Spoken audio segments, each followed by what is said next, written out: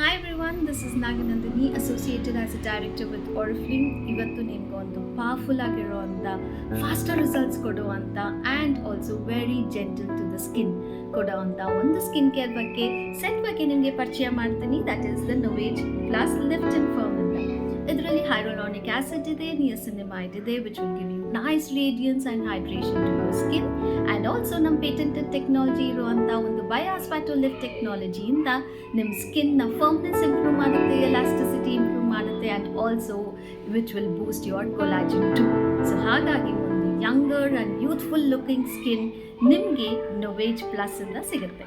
So ಇದರಲ್ಲಿ ನಮಗೆ ಒಂದು ಕ್ಲೆನ್ಸರ್ ಕಮ್ ಟೋನರ್ ಇದೆ, ಐ ಸಿರಮ್ ಇದೆ, day cream and night cream ಇದೆ, ಆ್ಯಂಡ್ ಆಲ್ಸೋ ಐ ಕ್ರೀಮ್ ಕೂಡ ಇದೆ. If your skin concerns is any of these, then just go for it. Thank you.